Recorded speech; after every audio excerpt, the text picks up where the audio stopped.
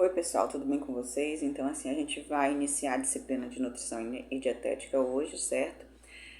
Mas antes eu vou me apresentar, meu nome é Catiane, eu sou enfermeira, especialista em saúde da pessoa idosa, sou docente e também sou técnica em enfermagem. Acredito que vocês devam estar se perguntando o porquê de estudar nutrição no curso técnico de enfermagem, né? Mas assim, a nutrição, ela é essencial para o trabalho do técnico em enfermagem.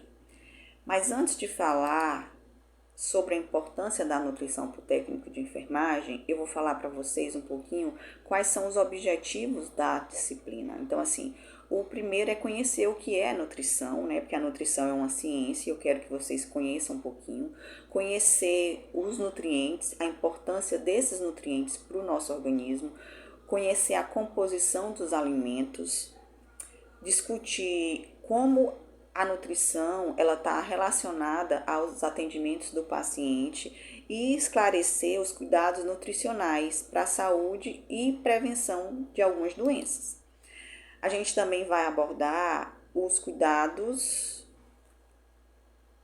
básicos da nutrição humana, porque são cuidados essenciais para que a pessoa possa gozar de boa saúde, né? A gente vai falar no decorrer da disciplina sobre os tipos de dietas, dietas hospitalares, dietas brandas, dietas livres e a relação dessas dietas com o estado clínico do paciente. Mas antes, né, de falar sobre tudo isso, a gente não pode deixar de falar sobre o que é necessário para se ser um bom profissional. Então, assim, para você ser um bom profissional, é necessário que você saiba as suas competências. É necessário que você saiba quais são os limites da sua profissão. O técnico de enfermagem, ele tem atribuições, assim como o enfermeiro tem as atribuições dele e o médico tem as atribuições dele. Muitas vezes, pela vontade de ajudar um paciente, a gente acaba extrapolando os limites da nossa profissão. Mas a gente tem que lembrar que nós temos um código de ética e esse código de ética rege a nossa profissão e a gente deve seguir sempre o código de ética, né? E a gente também deve lembrar sempre que é preciso a gente conhecer as teorias, a gente dominar todas as práticas, mas a gente não pode esquecer que sempre que você for tocar uma alma humana, você é outra alma humana. Então a gente precisa executar o nosso trabalho com respeito, com alegria, né? E principalmente com empatia, sabe? Procurar se colocar no lugar do outro, sentir a dor do outro, respeitar os nossos pacientes, tratar os nossos pacientes com dignidade, ok? Então, assim, ó, para começar, né, o que é a nutrição? Como eu disse anteriormente, a nutrição ela é uma ciência, assim, uma ciência que tem a função de estudar a composição dos alimentos, as necessidades nutricionais do indivíduo em diferentes estados de saúde e doença. Nossa próxima aula, a gente vai falar sobre a nutrição nos diversos ciclos da vida, né? A nutrição durante o processo de gestação, a nutrição durante o processo de amamentação, a nutrição nos anos iniciais, nos 6 primeiros meses de vida, nos 2 primeiros anos de vida, durante a adolescência, durante a nutrição do adulto, a nutrição na terceira idade, durante o envelhecimento e como a nutrição está relacionada no processo de alimentação, se tratando de alguns pacientes doentes, né? O que um paciente hipertenso pode ou não pode comer, o que um paciente diabético pode ou não pode comer, o paciente que tem colesterol alto, tudo isso a gente vai tentar abordar no decorrer da disciplina. A gente não pode deixar de mencionar que a alimentação é um ato voluntário, você pega o pão e come, né? Você leva à boca. E toda vez que você leva qualquer alimento à sua boca, você está fornecendo energia para o seu organismo. Então, sempre que você se alimenta, esses alimentos são transformados em nutrientes e esses nutrientes entram adentro do teu organismo e você vai obter energia, você vai obter nutrientes que são construtores, nutrientes que são reguladores. Então, a gente vai conversar sobre isso no decorrer da disciplina. O que são nutrientes, né? professora? O que são nutrientes? São os componentes dos alimentos. Os nutrientes são divididos em hidratos de carbono, proteínas, gorduras, vitaminas, minerais e água. A gente não pode deixar de beber água, principalmente quem mora aqui na região Nordeste, no nosso Piauizão, nesse período de BR-Obró. A gente precisa estar ingerindo de 2,5 litros até 3 litros de água. Professor, e como é que eu posso estar controlando essa quantidade de água que eu estou ingerindo, né? A gente pode estar controlando pelo aplicativo, tem alguns aplicativos que a gente pode estar baixando no celular, mas também a gente pode estar fazendo uma tática bem simples que eu sempre ensino para os meus alunos. Pegar uma garrafa PET, colocar dentro da geladeira, botar seu nome e ver se no final do dia você conseguiu ingerir essa quantidade de 2 litros de água. Se não conseguiu, tem que procurar se policiar para estar ingerindo, porque a água ela está diretamente relacionada com a nossa saúde, com a questão da saciedade, com a questão do funcionamento do intestino. Muitas vezes aquela fome que você acha que é fome, na realidade é sede. E o certo é a gente beber água antes que a gente sinta sede. Quando a gente sente a sensação de sede, é porque o nosso organismo ele já está precisando realmente de água. Então, os alimentos são divididos em grupos conforme a sua função e nosso corpo ele precisa de todos os nutrientes e ele recebe através da alimentação. Uma alimentação saudável, uma alimentação colorida, né? Uma alimentação diversa que você procura ingerir todos os grupos de alimentos. Mas vamos falar sobre as funções dos alimentos, começando pelos alimentos energéticos. Como o próprio nome diz, são aqueles que fornecem ao nosso corpo a energia que a gente precisa para desempenhar as atividades diárias. Quais são os alimentos energéticos? São os carboidratos e os lipídios. Então, o pão, o arroz, o macarrão são carboidratos, né, que fornecem essa energia. E os lipídios são os óleos e as gorduras que a gente vai encontrar presente nos alimentos, tá? Quais são as principais fontes, né, de alimentos energéticos? Então, a gente vai ter nesse grupo os cereais e derivados, onde a gente vai encontrar o arroz, o milho, a farinha. A gente vai ter os feculentos, que a gente tem a batata, o inhame, a mandioca, a macaxeira. A gente vai ter também os açúcares e derivados, que a gente tem doce, melado, rapadura, mel. A gente vai ter os óleos, né, o óleo de soja, de milho, de girassol e as gorduras, as banhas, as manteigas e margarinas. Os construtores já são alimentos ricos em proteínas que podem ser de origem animal ou vegetal. Essas proteínas ajudam a construir e reconstruir o nosso organismo. As proteínas são formadoras de tecidos musculares ósseos, né? Os tecidos musculares, os tecidos ósseos, a nossa pele, além de atuar na produção dos hormônios, de enzimas e anticorpos, que são as nossas células de defesa, que são os soldadinhos que estão lá na linha de frente, combatendo os micro-organismos invasores, né? Que ajudam a gente a ficar bom de uma gripe, de um resfriado, de uma infecção, tá? Tudo isso está relacionado aos nossos anticorpos. Quais são as principais fontes, né? A gente vai ter leites e derivados, onde a gente tem o queijo, a gente tem a coalhada, a gente tem o iogurte, a gente vai ter os ovos e as carnes. As carnes pode ser a carne bovina, a carne suína, o frango, o peixe. E também temos as leguminosas, como o feijão, a fava, a soja e o amendoim. Tá? Aqui no Nordeste a gente tem a cultura muito grande de consumir feijão e fava. A gente já não tem o hábito de consumir a soja. E algumas pessoas apreciam o amendoim, né? A gente tem que procurar alternar esse feijão para não cair na monotonia, né? Um dia come o feijão preto, outro dia o branco, outro dia o sempre verde, outro dia o carioca. E a forma de preparo também, que você pode estar fazendo a parte, né, de caldo, ou fazendo misturado com arroz, ou fazendo uma salada, diversificando. O importante é que você esteja consumindo essas leguminosas, tá?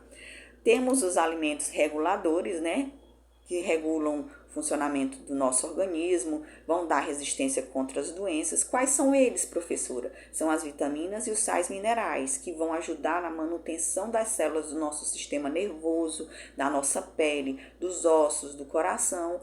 E para que todo o nosso organismo esteja funcionando perfeitamente bem, a gente precisa estar ingerindo vitaminas e sais minerais. Professora, me diga onde é que a gente encontra essas vitaminas e os sais minerais, né? Então a gente vai encontrar nas hortaliças, no alface, no chuchu, no pepino, no tomate e nas frutas, né? A banana, a laranja, a manga, o caju, a cajá. A manga é uma fruta que está na época, então é fácil acesso. Vocês podem ter até no quintal de casa, se não tiver no quintal da casa, tem no quintal da casa de um vizinho, do amigo, da avó. Qualquer esquina tem alguém vendendo manga. A gente tem que dar sempre preferência às frutas da época, né? As frutas típicas, porque tem um preço bem mais em conta do que se você for querer comprar produtos que não são tradicionalmente da nossa região, como o morango, o kiwi, a ameixa, que tem um custo maior, já que eles vêm de fora, tá? Quando é que a gente vai consumir essas frutas, né? A nutrição fala que a gente deve fazer 3 refeições principais: café, almoço e jantar. Então, entre o café e o almoço, a gente faz um lanche que deve ser uma fruta. Entre o almoço e o jantar, a gente faz outro lanche que deve ser uma fruta.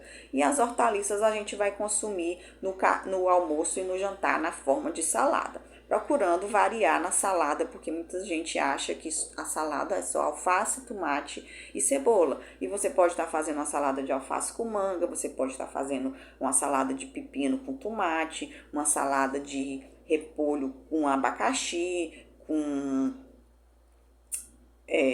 a maçã. E aí você vai diversificando e ingerindo as vitaminas e os sais minerais que a gente tanto precisa. Falando de alimentação equilibrada, primeiro de tudo, a gente tem que lembrar que é necessário ter todos os nutrientes essenciais para o nosso organismo. Então, a gente tem que procurar incluir um alimento de cada grupo em cada refeição. Se a gente sabe que os pães, os cereais, os tubérculos, as raízes são fontes de carboidrato, a gente vai procurar ingerir no café o pão ou o biscoito, né? No almoço, a batata, o arroz, o macarrão, alternando para estar diversificando o nosso paladar, não cair na monotonia. Aí a gente tem as frutas, que são fontes de vitaminas, minerais e fibras. Se a gente conseguir comer pelo menos 3 tipos de fruta no decorrer da semana, a gente já vai estar ingerindo a quantidade de vitaminas, minerais e fibras que a gente precisa, tá bom? Então, come a manga, come a banana, come a laranja, que são frutas de fácil acesso, né? Assim como procurar ingerir as verduras e legumes, porque são fontes de vitaminas, minerais e fibras. Então, você vai procurar alternar de acordo com o seu poder aquisitivo, de acordo com o seu acesso. Assim como ingerir as leguminosas que a gente encontra, que são o feijão, a lentilha ou a soja. Por quê? Porque as leguminosas são fontes de proteínas, minerais e fibras. Tá? E a fibra ela é importante para que o nosso intestino possa funcionar direitinho, para que você não fique constipado, que é a dificuldade de ir ao banheiro para evacuar, né, para fazer o número 2. A gente precisa também ingerir leite e os derivados, né? A gente sabe que o leite está caro e os derivados, consequentemente, também. Então, de acordo com o seu poder aquisitivo, você vai procurar consumir iogurte, requeijão, queijo. Por quê? Porque são fontes de proteínas e de minerais. E a gente tem que ingerir o peixe, a carne, a ave e o ovo, porque também são fontes de proteínas, vitaminas e minerais. Assim como a gente precisa dos óleos e gorduras, que são fontes de lipídio, e açúcares e doces, que são fontes de carboidrato. No slide eu trago uma pirâmide alimentar, lembrando de que o que está na base da pirâmide é o que a gente precisa mais e o que está no ápice da pirâmide é o que a gente precisa consumir menos. Então, o que é que a gente tem que comer menos? Óleos e gorduras e açúcares e doces. E o que é que a gente precisa consumir mais, né? A parte de baixo. Por quê? Porque são fontes de proteína. Então, a gente necessita do arroz, a gente necessita do pão, a gente necessita da batata para poder ter energia e desempenhar as nossas atividades da vida diária. Tá? A gente não pode esquecer que a gente tem que procurar escolher os alimentos de qualidade, que a nossa alimentação, quando ela é saudável, ela influencia na nossa aparência. Se você come de forma saudável, você vai ter uma aparência mais saudável, né? Se você come de forma errada, consumindo a mais, você pode apresentar obesidade, que é uma doença, comendo de forma inferior ao que você precisa. Você pode apresentar a desnutrição, que é quando você está abaixo do peso. Quando a gente está bem, as nossas emoções também ficam bem, né? Que uma alimentação saudável ela pode prevenir doenças e que influencia no tratamento de outras. O diabético ele tem que ter uma dieta específica. A pessoa que está com colesterol alto ela também precisa ter uma dieta específica. Ele vai ter que reduzir o consumo de óleo, gordura, fritura, tirar toda aquela pele aparente do frango, aquela gordura aparente da carne. O obeso ele precisa de uma reeducação alimentar, além de atividade física, às vezes medicamento e até cirurgia. A hipertensão, que é a pressão alta, o portador de hipertensão, ele deve diminuir a quantidade de sal, que é o sódio, então ele vai ter que diminuir a quantidade de sal que ele adiciona nos alimentos, assim como ele deve evitar alimentos que contêm sódio. Lembrando que todo alimento artificial ele tem sódio. O refrigerante é doce, mas ele é artificial, então ele tem sódio. O biscoito recheado é doce, mas é artificial, então tem sódio. Então deve ser uma coisa que o hipertenso deve evitar. A professora não vai comer nunca, não vai tomar nunca um refrigerante. Deixa para tomar um refrigerante no aniversário, né? Tá vindo aí a Copa do Mundo, o Natal, então deixa para essas datas, pro final de semana, mas consumir refrigerante todo dia não deve, não é saudável, até para quem não é hipertenso, tá? Os macronutrientes são divididos em carboidratos, proteínas e lipídios, tá bom? Os carboidratos, que podem ser chamados também de hidratos de carbono ou glicídios, eles fornecem energia e calor. Eles são chamados de alimentos energéticos e depois que eles são ingeridos, né, que eles são absorvidos, eles se transformam em glicose, que é o açúcar, ok? O que é que a falta do carboidrato faz no nosso organismo? Então, a pessoa, quando ela não ingere carboidrato na quantidade adequada, ela vai manifestar alguns sintomas. Quais são esses? Fraqueza, tremores, né? As mãos ficam frias, ela vai ficar nervosa, ela pode sentir uma tontura. Essa tontura pode provocar até um desmaio. E o excesso, né? Quando ela consome carboidrato demais, o que é que vai acontecer? Vai virar gordura e aí vira obesidade, tá? E as proteínas, né? São alimentos de construção. Então, a função das proteínas é atuar na formação de tecidos orgânicos, na renovação e no crescimento desses tecidos. O que é que a falta de proteína causa? Cansaço fácil, palidez, desânimo. A pessoa fica com a baixa resistência contra as doenças, então vai ficar todo o tempo doente, gripada, com uma infecção intestinal, com um cansaço, né? Se ela tem uma ferida, essa ferida demora a cicatrizar. Pode apresentar ainda a síndrome de Kwashiorkor. O que é a síndrome de Kwashiorkor? É quando a ingesta de proteína é abaixo do que ela precisa. Então, normalmente a gente vai ver isso em crianças. E o que é que essa criança vai apresentar? Ela vai apresentar um cabelo frágil, quebradiço, que ele chega a esfarelar na mão da gente. A pele dessa criança é como se ela tivesse edemaciada, tivesse inchada, e ela vai ter um abdômen aumentado. A mãe acha que o filho está gordinho, mas na realidade ele está sofrendo da síndrome de Kwashiorkor, tá? Os lipídios são alimentos energéticos, logo eles fornecem calor e energia. O nosso organismo tem uma alta capacidade de armazenar gordura, logo essa gordura vai ficar no nosso tecido conjuntivo subcutâneo, né? Então, a barriguinha aqui, né? As mulheres vão criar aquela famosa pochete, a temida pochete. Então, a gente tem que consumir lipídio? Tem. Por quê? Porque eles fornecem calor e energia, mas a gente tem que consumir numa quantidade adequada para que a gente não venha ficar com excesso de peso e problemas mais sérios, tá? Professora, quais são as fontes, né? Então, a fonte de lipídios existem as fontes animais e as fontes vegetais. Nas fontes animais eu vou encontrar onde? Na manteiga, no creme de leite, na banha de porco, no tocinho, nas carnes gordas, né, com aquelas gorduras aparentes, assim como na gema de ovo, tá? E as fontes vegetais? nos óleos, né? Esses óleos, eles podem ser extraídos de milho, de soja, da semente de girassol, o caroço de algodão, tem o azeite de coco, né? Tem o óleo de nozes, de castanha, de abacate. Fica a seu critério o óleo que você vai utilizar, tá?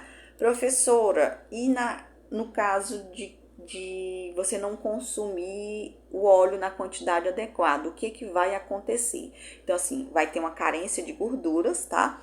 E nas crianças, essa carência de gordura, ela pode provocar o aparecimento de lesões na pele. Já no adulto, vai alterar a quantidade de ácidos graxos que são essenciais no plasma sanguíneo.